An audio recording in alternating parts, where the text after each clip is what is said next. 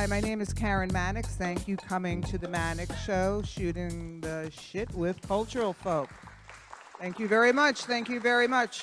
Tonight's subject is Latin American art and why you should know why it is important. I have 3 panelists here tonight that are with me and one that's going to be zoomed in because of COVID, which is still existing. So let's welcome first Rocio Snyder. Come on, Rocio. And Rocio, you could take the first seat. Rocio is Peruvian/American. Okay, artist. Wonderful. We're going to see some of her work and we're going to have a good time. Next is MAGO Martinez. Margo. Thank you, MAGO. Take a seat. Hey, yay. MAGO is a Latinx queer curator and art installation. Next is Alex Vignoli. Everybody, welcome to the stage. So these are my 3 artists, my 3 panelists, and up on the screen, we will have Esperanza Leon, who is really very important to have in this conversation. Thanks for joining us, Esperanza. She is going to lead the way with Latin American art. I'm going to start with a few basic facts that I do with my research before we get started into our conversation. Okay, your mics, there's water there for everybody. Let me just set up my mic. So I like to do a little bit of a get into, for people who don't know about Latin American art in the audience. Let me just give you a little bit of history. So Latin American art, obvious from Latin America. We all can figure that one out. It is a fusion of indigenous, African, and European elements focusing on social and political criticism. Is the definition, but when I Googled it, this is what comes up. We know a lot of the Latin American artists from all over. We could do some silly, simple ones. So we could do this with slides just for the audience. If we could start with the Botero slide. Can we pull that up? Okay. So right here, is everyone familiar with this work by Botero? He's known for doing very obese people is one of the things he's known for. He's from Colombia, and his work deals with everyday life in Latin America, which is one of the important things of Latin American art, is going back to your roots to show things in indigenous ways, national identity, struggles, identity, and all of that goes along with it. Okay, next, one of my favorite artists is Ana Mendieta, who is a Cuban artist. Love this work. This is called Untitled, and this has to do with her separation from her homeland, at a young age. She leaves Cuba at the age of 12 in exile. So all of her work reflects on her past history as a child growing up in Cuba and coming to America at a very young age and feeling very lost and stripped from her homeland. We're going to jump ahead to slide number 5, which is Marisol. Now, the interesting part of this, let's get this one up. And Rocio's piece is right underneath it. This is what I was talking to you, Rocio, about. So as I'm looking through my slides, and people who know me, I don't have very good eye vision, I could not tell the difference between these 2 slides until I put up my glasses. The thing that's interesting, Rocio's work right here, and you're going to tell us about what that bottom piece means. Even though they're similar in color and layout, this is very unintentional, obviously. Can you tell us a little bit about this photograph? And what, I know what it's about, but you explain to us. Good evening. Karyn and everyone in the audience. This is actually not a piece of mine. I am an artist. I am a sculptor. I am also a teacher, a volunteer teacher at the women's prison in Lima, Peru. 2 out of the 3 women's prison I teach there. This one specifically is the Virgen de Fatima jail. And I'm actually from the women in the bottom, the 3rd one to the left, that's me present there. This was actually a collaboration with the Gato Culipan Cultural Center in Lima. It was a project with different vintage wedding dresses, and a group of women in the in the women's prison who wanted to be a part of this project intervened, cut apart, glued together, painted, and even put a chain in this specific dress, which was shown after it was done inside the jail in the cultural center, outside. So it was a good way for us to create art inside and show it outside their walls. This is just one of the many projects, but these are collective works I have done with different groups of people outside of my own studio. Okay, so you work with the women's prison and with children, right? And the Boys Juvenile Detention Center in Lima, yes. All in Peru. Yes. Okay, what's that like? It's a blessing. It's very interesting, and it's one of those opportunities I had many years ago, and I'm very blessed to continue. In the women's prison, specifically, I started in 2009, and in the Boys Juvenile Detention Center 2011, and I'm still there. And I hope to stay there a couple more years. All right, so you teach them art and, Yes. okay. Yes, yes. Sounds fun. I teach art too, so it's a lot of fun. Yeah, It is we're fun. colleagues there. Fun stuff. I love it. Mago, Hey there. tell us a little about yourself. You can tell the audience. Well, thank you for having us here. You're welcome. Thank you for and being this here. is just wonderful to be sitting next to these two panelists and Esperanza at home, who I have a lot of respect for. I am a queer Latinx artist. I was born in New York, in Queens, New York. My parents brought me here, what would be considered an anchor baby. I was like 8 months in my mom's belly, so I was, I always felt like New York was my city, that's where I was really supposed to happen. So growing up in New York, all the inner city stuff, and then mixing that up with long summers in South America, and my parents still don't speak English. My mom doesn't, my dad does. So we grew up in a very heavy Latino home. English was my second language, I would say, but I was introduced to out east, the Hamptons, pretty young, at 16, 17 years old. Came out here and I connected with the artist community out here. There's something about the land here that is just fertile and for creative minds and souls.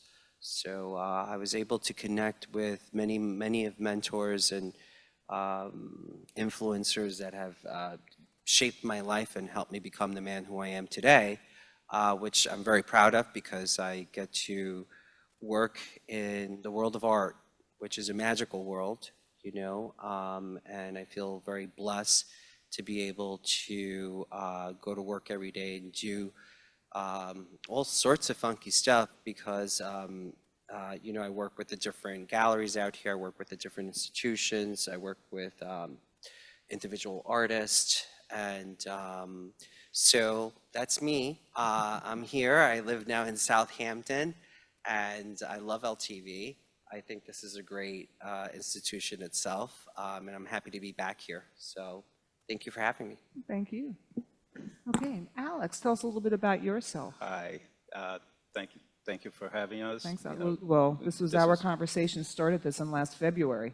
At the Love and Passion show, we talked about this, so it's here. Yeah, and then you mentioned to connect to the Latin Americans artists and give you some suggestions. Esperanza was #1, Oscar Molina, and then Oscar couldn't be here because he's in Italy. No, he's in Mexico. Mexico. Yeah, he was in Italy, I think 2 weeks ago. But I came from Brazil, and more than 30 years ago, we used to live in Astoria, Queens. I fell in love with the United States in the second week, and I thought myself, I think I was born in the wrong place. This is my home, and in 1994, I moved to the Hamptons, so more than, about 30 years ago. In Brazil, I used to do some work in a newspaper advertising agency. I left there, I was art director on the advertising agency. And working in studios with my brother was a big inspiration. We have a visual communication. We did a lot of work on the airbrushing. So, and moving to here, I have experience to start to work with photography, which was my dream. In Brazil, it was too expensive. could afford, and moving to here was the beginning. So, It's not too expensive here? no. we can work and you know, buy equipment and so on, but you know, practicing photography was my dream. Eventually start involving in photography. I know Karyn for 20 something years, maybe more. A long time. A long time. We know each other a very long time. Yeah, I think we did a show. I think the first one was in Hampton, I believe. If you got a store. Yeah, I Love did a and lot of Passion. pop-ups. Yeah, Love and Passion is in an old jewelry And store. I saw the picture today, in fact, Yeah, it's 20 years ago. 20 years ago. It's 20 years ago. Yeah, because it's 20 years coming up in February of that show. Wow. And Yeah. then started, you know, doing many shows here in the Hamptons, and then in New York City, Miami. Then we ran the gallery in Southampton together. My brother, yeah, helped Yep. my brother to do Yep. a gallery in Sag Harbor. Was very successful, you know, and you know, many collectors there. So in my, I practice a lot of photographing artwork from artists and for art collectors. So that's start to network with you know, community here. So great to be here. Thank you. Thanks. So. Thank you. I really appreciate you coming. And Esperanza is an art historian curator and is currently the head of education at Longhouse. Hi, Esperanza. Hey, Karyn, how are you? How is everybody? I feel like I'm really amongst friends here. I've known most of you for a long, long time. Yeah, how are you feeling? Better? I'm fine. Yeah, it's this pesky virus that just, it's like the forever flu. Yeah, I don't want it. That's why you're on Zoom. So, since you are the master of Latin American art and an art historian and everything, just explain to us what your role is and a little bit more than Latin American art than I said that I got off of Wikipedia. Oh gosh. Well, yeah, there's a lot more, I guess. You've taken me down this memory lane as I was looking for photographs that I might share with you, and I was remembering, of course, opening my gallery, Solar Latin American Art, in 2001. And that was right next door to Nick and Tony's. And in fact, that's where I met Alex, and probably you. I can't remember, so many people. But one thing is, imagine, I grew up in East Hampton. So when I came back and I wanted to open a gallery in East Hampton, and due to my background, I wanted it to be devoted to Latin American art. And boy, did I ever get people saying, "Are you crazy? What are you thinking? Nobody's going to buy Latin American art. Nobody's interested in Latin American art, but Latin Americans." And I sort of proved them wrong. But the fact is, I was definitely way, I think, not way, but rather ahead of the sort of the progression and in the understanding and knowledge of Latin American art in its fullest scope. Because I love that you mentioned Botero, obviously, and by the way, he had an East Hampton connection. He lived, he had a house out here. Marisol, of course, a compatriot of mine, and I love her work. But the most people think of Latin American art, and this is what I would get when I had my gallery, as figurative, magic realism, very expressive, emotional, and yes, scenery from the day to day, but also politically charged maybe, and all these other things. But there's also such a breadth of work that is purely geometric, purely abstract, and that's something that now, after me being in this field for close to 30 plus years, is really being discovered in this country, because in Latin American countries, we all knew there was that vein as well. Do you think there's been a progression and a more of an acceptance over the years of people understanding Latin American art?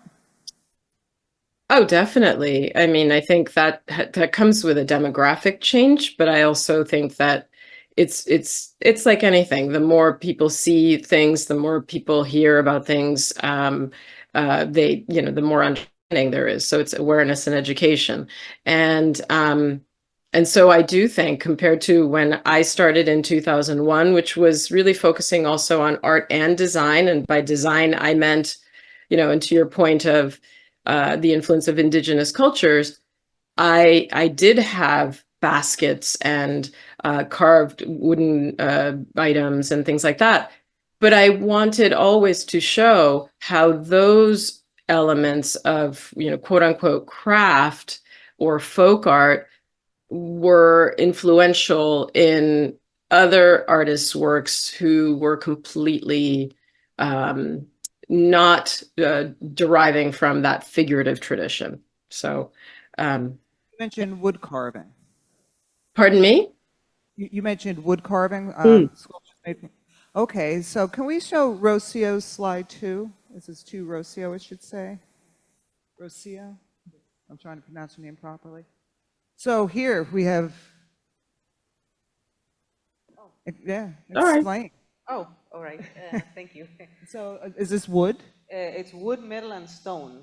The structure is metal. It's all hand welded. The body, this figure, the cut up body is in wood, and underneath the torso there are some human organs, and those are in stone. It's a mixture of all those materials. This was part of my thesis, actually, called Female Object. And this was one of the pieces called Mujer Escaparate, how you would, if you were to consider a human body as an object, and sadly it is viewed as such, especially, but not always. Just this is my specific theme, and I used it. I made a body become an object by turning it into pieces and just selectively showing it as if it wasn't for sale or as if it was just for purely a show. Do you always, so explain a little bit about your art, because they have talked about their art a little bit, and I sort of just jumped for you and the comparison of your photograph to the Marisol. Tell us a little bit about your art, where it comes from, what drives you to do it. Well, it's, thank you for the question. She wants you to know the questions in advance, and I said no. Well, I'm a sculptor, and I do use a lot. My main object that I use now is wood. Why? Because right now it's just calling to me. That's why I use wood. There's no, I don't have a logical explanation why I use it. The only logical explanation that I do use is human body, because I've used my body as a model, because that's, as an artist, sometimes that's all you have, just a mirror, you know? But wood itself really evoked me to be like touching another human, like touching another body, creating, even when you start sanding it. And I've done many other pieces in wood as well, because it evoked some femininity in it as well. And that was my way of expressing myself through this medium. I'm still working, of course. I haven't stopped learning yet. I do believe that every artist we're always in the same, not in the same, excuse me, we're always traveling. We're always traveling. We'll find a new material, of course. In my case, I do enjoy the more, how do you call it, not basic, but I guess more classical stone, metal, and wood, more classical materials for sculptors. And well, since I'm Peruvian, I do find the Amazon relatively close to me, more than over here, but wood is one of those materials that does, it has been very close to me. Even growing up as a child, my mother's father was a carpenter too. As a craft is something that I always have very close to me. And it's also, for me, it was I always was a figurative artist. And yes, it's true. In my case specifically, I do find a lot of figurative work in my area, my zone, I guess you could call it. And it's the first thing that's always been calling to me, figurative work. And maybe I will go a little bit abstract, but always following this feminine form, shape form. Like, I believe you have some of my other work, and I can play it later, I guess. Yeah, they're all mixed in on the slide. Okay. So some of them are numbered.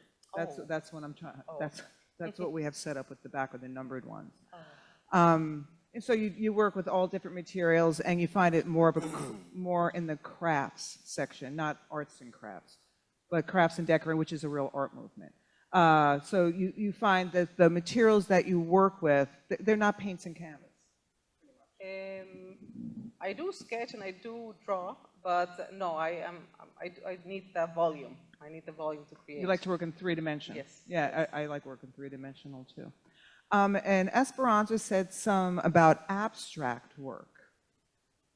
Alex, Alex didn't send me his slides, so I pulled up 2 slides, and poor MAGO didn't either. And the pictures I had from MAGO's was some other artist, so we don't have any some surprise. we don't have any slide from MAGO. But from let's see what- Alex, I have. Let's see. Oh, this might be interesting for abstract. Put on Alex number 2, Alex. Sweet. So this is ballet dancer. This is yours, right? Yes. Okay, just wanted to make sure. I started to work with books. I got many books from one of my clients, and they have books in their apartment in New York, books in a house in Florida, books in the office. They have a place, office in Tokyo and London. Everything moved when they built a large estate in Watermill, and they moved all those books, and then eventually it was too many. So I tried to donate, try to sell. Nobody wants. I say, well, put in the recycle center. Let's think about something before. My brother used to have a gallery in Sag Harbor. I say, you want some books? And then we start to experiment. So we did some books, art and sculptures using books and his technique. And eventually I did some prints of my work. So put it all together. I eventually did a show. We sold 98% of the show, basically 2 pieces left. But I started to work in the photography, black and white, high contrast, using maximum white. And just the lines give idea of shape, form, something that we can recognize. And I was very careful in terms of choosing the titles, the titles for the piece. And the first one was as the experimental.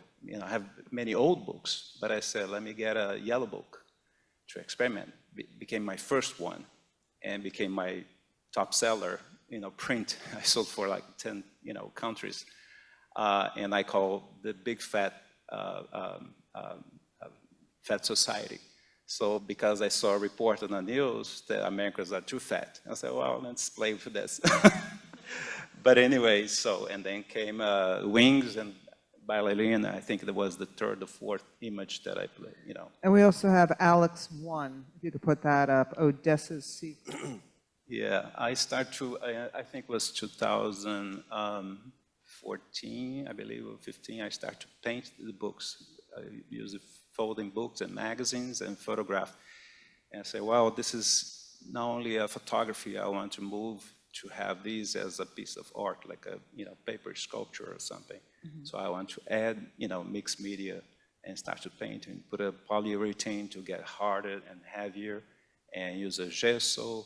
So and start to play around, and eventually using some backgrounds like aluminum, for a large piece of aluminum foil. Massive, roll, and I used to have like a distortion of the image. So what you see on the back there is a reflection of the book. And that photo, I have this kind of inspiration, 2 o'clock in the morning. And I start to shoot until 6 o'clock in the morning. So my wife back that day said, where are you? So I'm photographing. So, and I have many shots that became a top seller, my prints. So this is one of them. So love that. I love the colors. Yeah, I really like that when I saw it online, because that's where I got it from. MAGO. Yes. Well, we have no images for you, sorry. Well, I can tell you about my work. Yes, tell me about your work. First of all, as an artist, as a curator, you do a lot. Because I read a lot about you, and you do a lot. You work a lot with charities, raising money for charities. You work with artists, you work with galleries, you work with institutions. So bring it down and wrap it up. With Well, all into when one I so we just understand. started out, I grew up in the early 90s in New York City, so graffiti was everywhere. It was in the train stations, it was everywhere, and everybody was doing graffiti. You were doing it on your clothes, on your backpack, on your sneakers. We were expressing ourselves and working with what we had. And that's always kind of been my motto as far as making art, work with what you got. So, so I started working with the idea of, doing graffiti on canvas and on different mediums. My first show actually was at Esperanza's gallery, which was the African and Modern Art Show, and we showed African from 16th, 17th century. We curated some of that into some of the imagery I was doing, because a lot of the imagery I was doing was kind of raw, and it was very influenced by the indigenous tribes by the Caribbean coast of Santa Marta, where my family's from, and we have a very strong African influence and native influence, and of course Spaniard, European. But I took to the artisans of the streets and mixed that up with what I was living contemporary in New York, which was the hip hop culture and all of that graffiti. Once I came out here, I started really minimalizing my work. First because, I had a conversation with myself and came down to the fact that you do work with whatever you had. So I just started working with white canvas and different black paints that I was mixing. And that's how I created that whole first show. I was also very interested in Japanese culture and what they do with their inks and their brush strokes and that kind of aesthetic, some way, somehow mixing it into this multi-culti kind of mixture that was really my life, because growing up in Queens, as you guys might know, there's folks from all over the place there, and that's what makes it so beautiful. I was from a family of immigrants, so were probably 90% of the people that lived in my neighborhood, from Eastern European to Colombian to you name it. So that was just expressing myself that way, but I was always interested in all things art. I love dance, I love theater, film. All of that always grabbed my attention, and I always dreamt very big that way, that I was going to be able to do it all, and I was going to participate in all of that expression, and I've been able to do so just because of normal survival skills. I'm a person that gets out there and learns things from the floor, up. So, a lot of different businesses have found me as an asset that way, because I was able to go and really work on the creative end and on the business end and the marketing end. So I'm in love with all things culture, really. As far as my art, the last big thing that I've done was probably with, that I'm proud of, although I'm proud of all my work, was with Guildhall. So they just started the Gay Pride Parade here in East Hampton With Tom House. Yeah, with Tom House about like 2-3 years ago. And, Guildhall called Anthony Madonna, who's there also on the education side there, and a buddy, said, hey, do you want to do something for Gay Pride? Now, aside of all of this, I'm also an activist, and I've been working with non-for-profits, as you mentioned, and helping them raise money, and also the marketing, and through arts. I ran the for the HRC, which was a big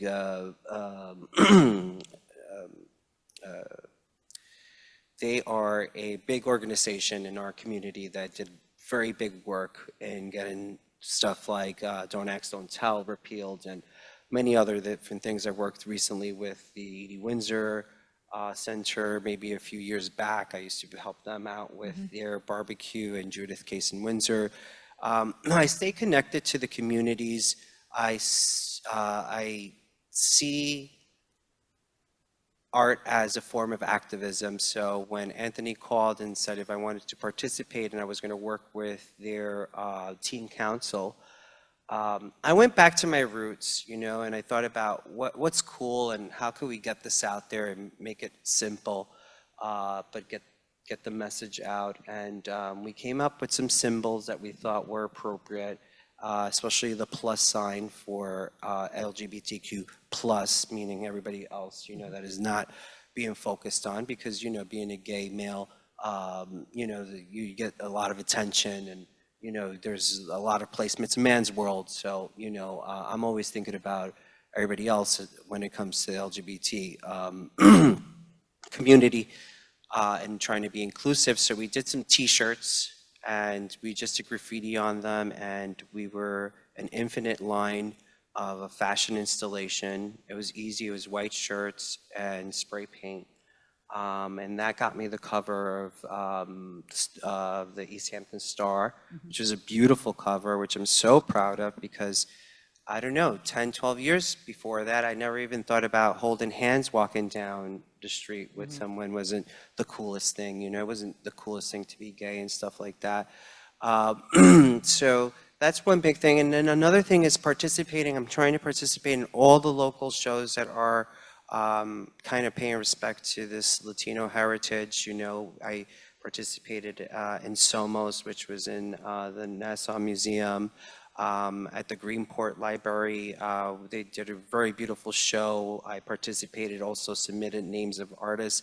I'm just so proud now that I can go to these sort of gatherings and and start seeing people that I know, you know, and that I feel comfortable with. And I want to just return to another story, and I've told you this before, that I walked into your brother's gallery in Sag Harbor, and I met the most fabulous group of women. This had to be like 20 years ago, 25 years ago.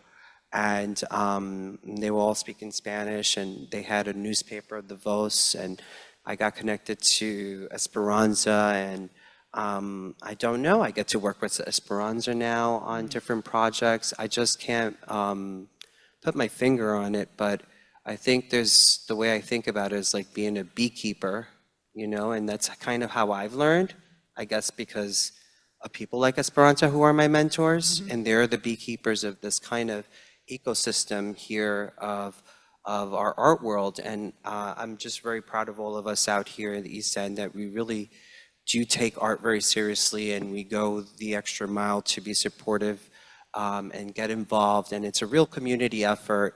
I would even say after pandemic, you know, we all should really pat ourselves in the back that you know, we still have the art fair here, and we still have a plethora of galleries and panel discussions like this. But I'm finding the institutions being much more agile. They're catching on. They're learning the language. They want to learn about our culture, because you have to remember it's a very diverse culture in itself, Latin America, and the diaspora and our reach, and guys like me that were born here and have a strong connection to back home. And we all have very interesting stories, you know. I'm currently working on, and I've worked with this also with Esperanza, which is Children of the World by Oscar Molina, whose name was brought up recently. And I find, you know, strong pulls to that story too, because I never had to cross the desert. I didn't have to swim through the river. I remember when I was a kid out here, and I was working out here, and a guy that was working with me, he told me his story, and I was like, holy shit, you know, like, wow, you know, this is like a real thing, you know?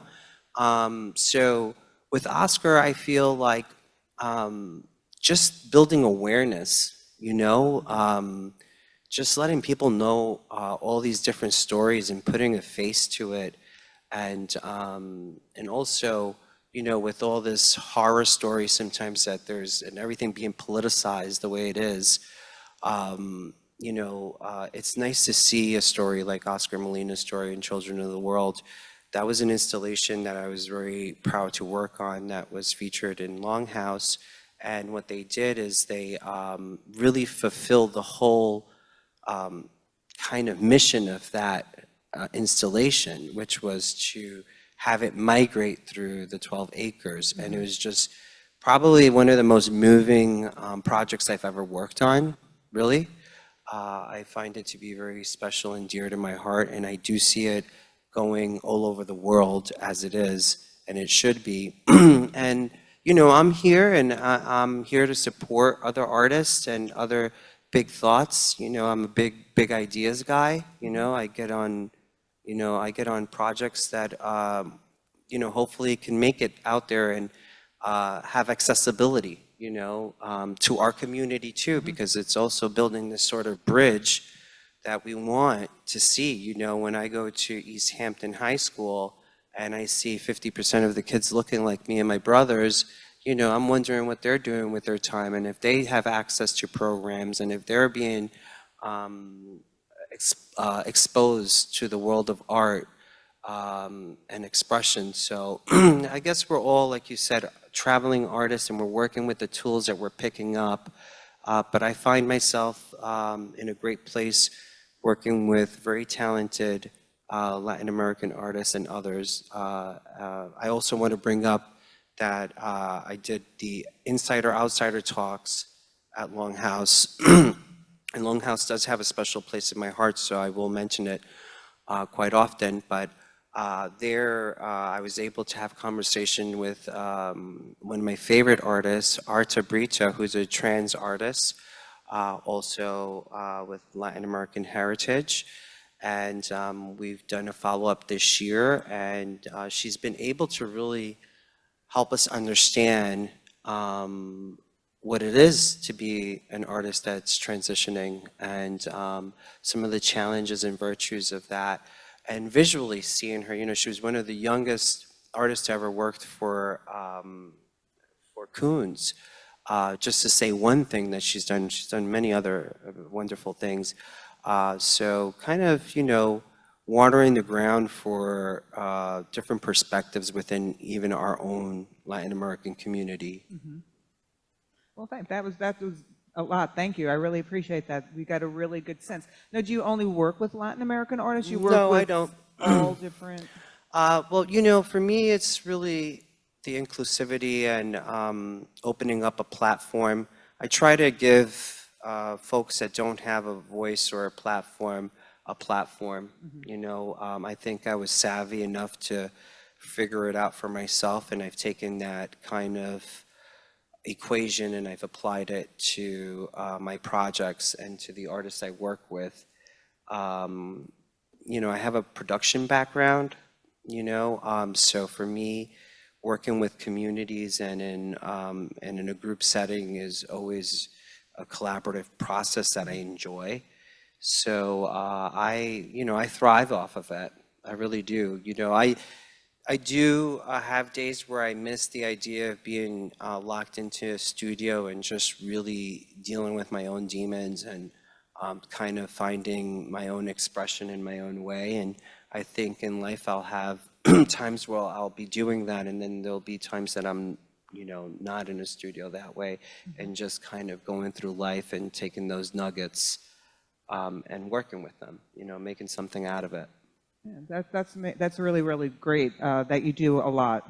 You know, multifaceted. I think most artists are multifaceted in the things that they do, besides creating, but you're always creating, even if it's not art. Yeah, I think like back in the day, there was a stigma, like, you know, like if you're going to be an artist, and I'm not saying that that's the wrong way, because I've seen artists that, you know, go to the highest academic and really, you know, focus, and their work is so stimulating and so smart, and you could see that tension and commitment. But for me, personally, you know, I find time for all of that, you know, and I also, like I mentioned, I think there's a time for everything. I think, you know, sometimes you're supposed to be doing different kind of work, you know. I know, I'm the same type of person, trust me. The same type of person. Now, you said a sense of community and coming together, and I think the person that's pulled everyone together here is Esperanza, right? Everyone 100%. knows 100%, right? That's why we have her zoomed in. Can I mention something Sure, go about ahead. Esperanza? Go ahead. Go right When ahead. she opened the gallery next to the Nick and Tony's was 2001. 2001. Was 2000, I think late 2003 or 2004. I was driving right in front of the gallery with my brother. And then we saw the gallery and say, let's stop by and say hello, introduce ourselves. And then we fall in love with Esperanza. Easy thing to happen. You're pulling it all together. And then here's the thing. Mago mentioned about Oscar Molina. So I know Oscar for a long time. He has a business, stone work business. And I was in my former boss' house. They're building this massive house. And Oscar Molina was providing the service, you know, his company. And he said, I love art. I said, okay. And he saw my studio at the house. So when my former boss built this house, they put a nice studio for me. And he said, one day I'm going to show you the art, my artwork. I started. I have a plan. I said, okay. And then he came with 4 canvas paintings that he did. Can you do a limited edition? Can you photograph? And then we started. I said, Alex, in 3 years, I'm going to do this. I'm going to increase more my work with art. I said, okay. And then move along. And he was stick with the plan. That was very impressive, what he said. And I, you know, photographed almost every work that he did. And I saw all the steps. And then he decided to do the gallery. It was 3 years ago? Yeah. And he said, Alex, you're well connected. Can you give me some, you know, we always exchange and so on. I said, well, I know one person that you really needs to connect. So, and he said, can you coordinate the, you know, the meeting, 3 of us? I said, sure. So I couldn't make it because it was kind of tight, my schedule. I say, you're big boys, you know, get together. So, and then Esperanza and Oscar have a meeting. So I call him, as soon as I have a chance, I call him, sorry, I couldn't make it, but you guys can figure it out. And he said, Alex, Esperanza, she is a big package. She knows a lot of art. she's a curator. She knows how to, you know, express. She has a good connection. I think we found the right person. Say, told you so. So she did an amazing job with my brother at his gallery. You know, she wrote an amazing press release, did many shows there, coordinated. I was the curator there, and she wrote on my brother's book, you know, as well. So, you know, it's a long time connection. You know, very long. I just did art on paper, and after the day we set up, I looked up and who was across from me, but Oscar's work was right across, and it was just strange. And Ubel, who I tried to contact to be here, but we just kept on missing contacts. Esperanza. Now we're gonna. I have a few things that you sent me. Which one of them I just love, and that's #1 of Esperanza, which is Lush. Oh yeah. You could get that slide up.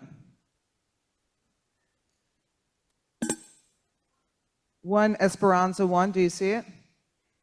So I know which one you're talking about. I'm not seeing. Oh, there it is. Okay, there you are. So explain this. I love this. It So reminds me of Banksy's installation that he did in the back of the truck that moved around the city. That's what it reminds me of. and so this is obviously it's an installation shot. This was an exhibition actually not curated by me, but by my very dear friend and colleague Trinidad Fombela, who now lives in London, but was in New York, and who I also worked with at El Museo del Barrio briefly. Anyway, she curated this exhibition, and this was at a time when I had moved the art space that I had at next to Nick and Tony's, where I met Alex, to my family home. So this was in the lower level, quote unquote, so basement of the house. And she brought together these amazing all women artists And this is Lina Puerta, who's Colombian. And then in the background is Cecile Chong, who I just learned is in part of an exhibition at White Box Gallery in the city right now. And then I think, actually, and yes, and then there was another artist, oh gosh, her name, she's British and I can't remember her name right now. But anyway, it was a fabulous exhibition. It also included, and the reason why I included this shot was it was like the coolest shot with Lina's work in the front. But it also included the work of an artist, Firelei Baez, who currently has her work being sold. I think she's with Kohan, James Kohan Gallery. It's going for like millions. And she was at the Venice Biennale and everything else. And here in my little basement was this exhibition, and we had her works. And to this day, I kick myself for not having kept one of these. We had these little pieces that were like $500, you know, something like that. And I still remember this one man who was interested in buying a piece and then was, as Mago and Alex can attest, and you, Karyn, as well, you know, bargaining me down, negotiating that he wasn't going to pay, you know, $1,500 for this larger piece. They were all works on paper, and he ended up not buying it. And I said, oh, you know, he should be kicking himself too, because it was such a brilliant show. But you know, this was an example of how I, like Mago and you know, Alex just mentioned, I did so much work with him, with Fernando, his brother. I did lots of satellite shows. I would collaborate with whomever, whenever. I mean, Karyn, I don't know, did we ever work together? I'm trying to think. 4 galleries, who knows?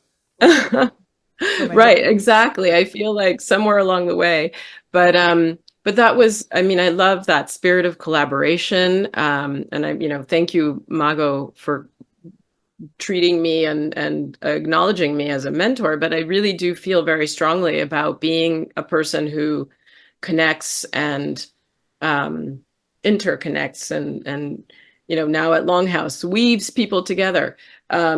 So yeah, this was an exciting show, and like Firelei, which, you know, she didn't come through me, she came through Trinidad. But I look at a lot of the artists. I think I sent you another image of work by Vargas Suarez Universal, and I mean, these are artists that now are very, very highly sought, you know, are doing very well commercially, and just, you know, becoming sort of figures in the art historical. I wouldn't call it the canon, but definitely are better known than when I was working with them. I have an artist who I started working with that I met in the Venezuelan embassy, or in the consulate rather, in Manhattan back in the day when we still had a consulate there. And she was working there. And Lucia Pisani today has work collected by the Tate Modern, you know, so it's really so exciting to me to look back. Like, thank you for, you know, for doing this, because it's exciting to me to look back and appreciate sort of the trajectory, not only of the artists, but my own, because sometimes we're so involved in promoting other people and looking at other people's and the artists that you forget your role. This image with Vargas Suarez Universal, that was really fun. And a little aside story. So to describe what I think of Latin American or art from Latin America, or our Latin American art, I was at, there's an art fair in Madrid each year called Arco.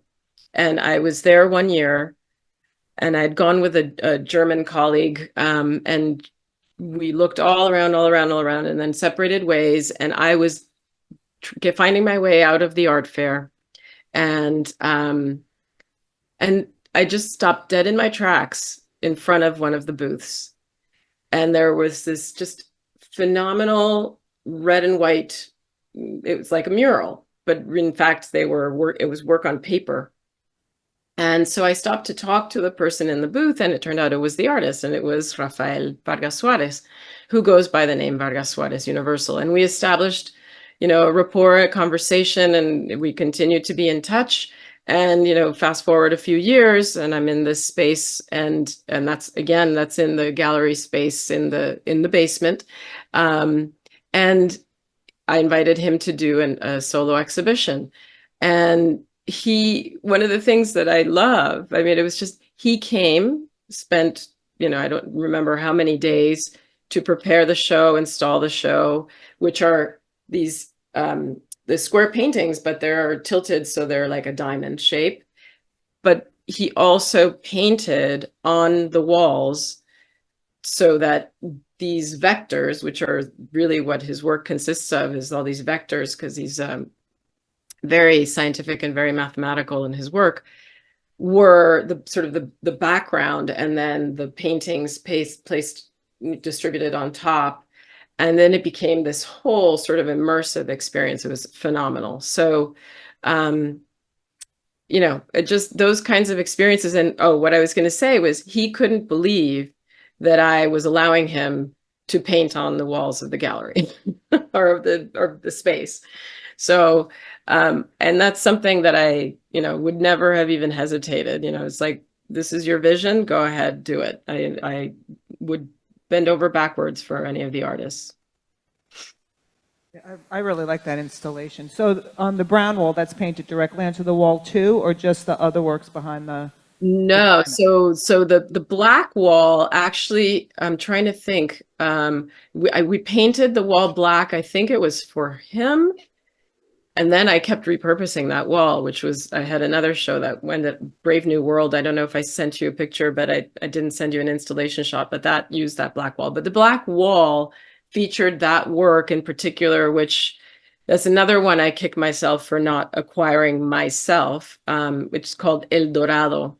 And his material, and this is why, going back to my earlier point about, this thought that all art from Latin America is figurative, and here's an example of where that's not at all the case. And Rafael is Mexican, raised in Houston, very connected to his heritage.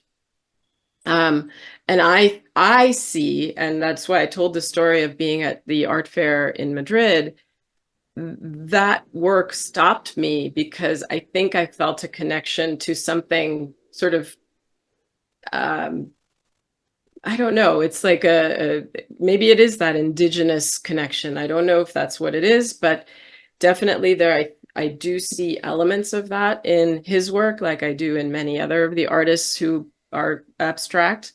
And so anyway, that painting and all the others are, because he grew up in Houston, he has a very strong affinity with NASA.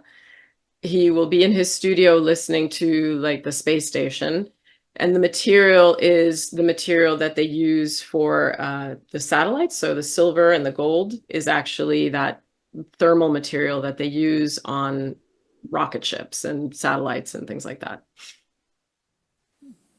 Very interesting. Very, very interesting. Well, let's see. I have no idea what time it is here. Okay, it's 7:25. It's 8:25. I'm going to do a few things to get to know the artist a little bit better. I know we have a very small audience. You probably know the artist very well by now, but I'd like to do a little speed round, which is kind of silly if I can find my questions. Here it is. I have my glasses on. That's what they're for. All right, one question that I always like to ask artists is their favorite color. I find it fascinating because Dan Weldon's was brown, which I found really, really interesting. That's Dan Weldon. All right. Yeah, he was on our Print-A-Ganza show. Everyone knows Dan. But his favorite color was brown, which I found odd because no one ever says that color as they always get the same ones. I'm not going to say which ones they are. Rocio, what's your favorite color? Maroon. Maroon. That's an interesting one. Okay. MAGO. Red. Red. Okay. Says a lot. Alex. Black. Black. Is that really color? Are we going to Because go the down this path photography- of colors because and the tones and photography, shapes? black and white photography is my thing. So really, black, Yeah, you think? yeah. Okay. But when I do a mixed media, for some way, somehow, I use a lot the blue color. Blue. So it's In like fact, black. today I was trying to continue a sculpture using wood, and I was using spray paint. It was copper Copper and blue. and blue. But Okay. somehow I have a lot of blue stuff. Oh, all right. Yeah. Esperanza, what's your favorite color? Definitely blue, but like no, it's not. It's in Spanish. It's añil. It's maybe it's more of like a cross between indigo and blue, cobalt blue. Okay, like a cobalt. All right. All right. So, and is there any particular artist, Rocio, that you're influenced by? Any Latin American artist that you're influenced by in your work today? Anybody? That could be no. If that's the answer. Yes, but not in my field. Does it matter? No, it doesn't. Anybody? Ima Sumac, the Peruvian soprano. Okay. MAGO? Anybody? Um, That influence of Latin American culture?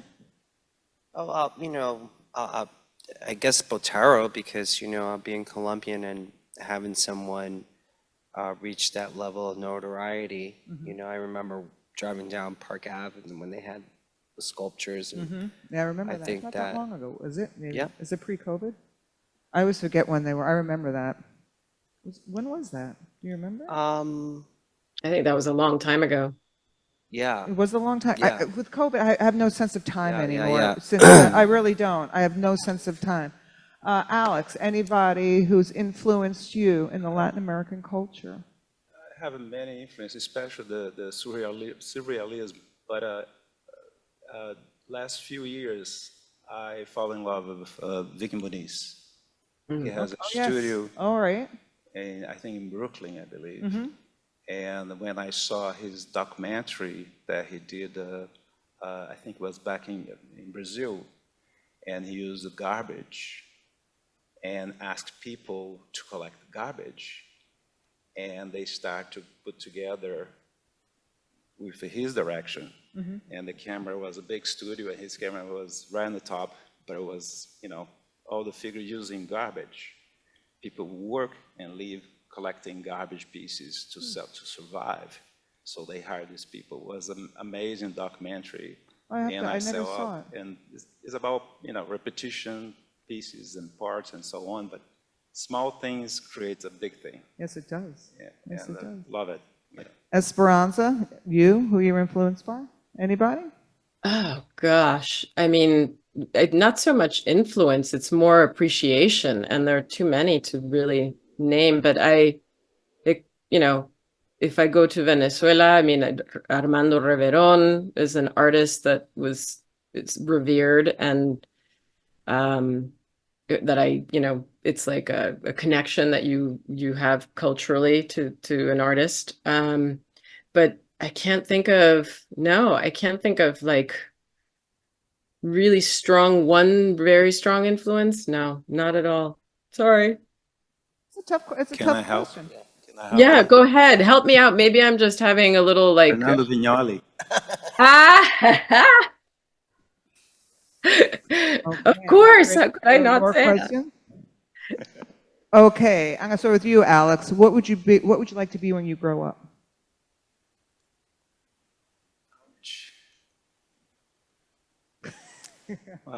Totally stumped. I'm getting ready. Next year will be 60, so I still growing up. I Yep. never stop. I know. What do you want to be when you I'm grow not up? looking- An artist? I have a young soul. My kids are on the audience, and I think I'm more clown than them. So you're never going to grow up. My little one loves to have the camera while I'm driving because I do crazy blank blank. I like performance. Okay. I like to perform like a crazy. I love, Jim Carrey, Robin Williams. Oh, okay. Oh, wow. So Physical I comedy. do my thing. I never would have guessed that. I really wouldn't have. I'm a different person. See, that's So- why these questions are good. So when I We grow learn up, something. I'll be one of those guys. Okay. MAGO, your first celebrity crush Do you remember? Celebrity. Your first one. You could be a kid when you do that. What was that show? Dr. Doogie Howser. So, Doogie Howser. Good one. I'm and really learning a lot I was in here. Sag Harbor because I lived in Sag Harbor for some time. I lived right in the village, and I don't know. I think I had like a broken foot or something like that. I had a cast on, and he was running, and he almost ran me over. But, well, isn't he a doctor by, you know? No, it's what's his name? Neil Patrick. Neil Patrick Harris. I think, yeah, when I was a young kid, definitely, I thought he was foxy little doctor. Rocio, did you ever believe in Santa Claus? This is what I do in my spare time. Make up. No, I don't think I ever did. You never believed in Santa Claus? No. Oh, that's We come from a sad. very Catholic family. I mean, Oh, so yeah. Yeah. See, we're we always Americans. had the manger before having the Christmas tree. Well, yes, right. My mother's Italian. They were very more about the holiday, not about Santa. But I believed in Santa. I was scared of him. Esperanza. I was very scared of Santa. Esperanza. Do you make New Year's resolutions and keep them? I do not make New Year's resolutions. No. I You think don't make them at all. Okay. no, I don't see the point. I don't say, oh, Monday I'm going to start such and such a thing. I believe in, what is it? There's something I learned recently, a way of saying it. It's not seeking perfection, but always, just always making improvements, you know? And so I just think for me, it's constant. It's just a continual, I want to learn things. I want to do things. I'm going to get better at this, or, you know, and challenging myself to learn new things and not master them, but just know how to do different things. Oh, exactly. The only person you should be in competition with is yourself, right? Always trying to make yourself better. Is there any questions from the audience out there? Anybody have a question? Even one of Alex's sons have a question for Alex, for your dad? No? I believe as soon as we finish here, they bombard with questions. Oh, yeah. In the car, I go, why did you? Yeah, I know, right? Well, I Thumbs remember up over here. meeting one of Alex's sons, his older son, when he was just a baby. So like, come on, ask me a question. Do I remember what you look like? Before we start this, Margo was saying, no, Jerry is in the audience. He said, I know these guys. I said, well, you saw Luca on the car seat right next to my brother while he's painting on his studio in Sag Harbor. And then met Enzo as well. So I know Jerry for a long time, and I'm doing shows many times together, but I always bring my kids, you know, be involved in the art and see what's going on. Well, So that's good for your kids to be love involved. it to get them involved, and many times, you know, Luca, for example, I remember shows from Leonard Barton, Bravura Oh, I Gallery. remember Leonard. And Leonard said, Luca is, you know, any subject that you ask him, and he was like 12 years old. I said, yeah, I guess there is a little genius here. But he was, you know, good to articulate things. So Kid should be introduced. I work with Esperanza's son at Wayne Scott School. Kid cracks me up. Yeah. He's very funny, and he's very, You have a very long talented. experience And teaching whenever kids. whenever I'm stuck for a question, when I throw a question out about art and no one knows, I go, Owen, what's the answer? And he always has it. It's good. Because I always could depend on him when the very other kids don't spontaneous. know. Yeah. You know, he Very- always knows. Yeah. Unbelievable. So I guess that's going to be it for us tonight for Latin American art. I hope you enjoyed the panel. I want to thank my Thank you. fantastic guest and Esperanza for kicking in over there on the Zoom, which was really so good, because when she said she couldn't make it, almost like passed out, because we needed her expertise, as we all know. We need her expertise in this. So I want to thank everyone for coming, and that would be it. Thanks a lot. Thank you. Thank you. Thank you. Thanks, Esperanza. You. I can hear you. Oh, you can, oh, thank you, Esperanza. I wasn't sure if you're, thanks, everybody. Thank you. Thank you. Thank you.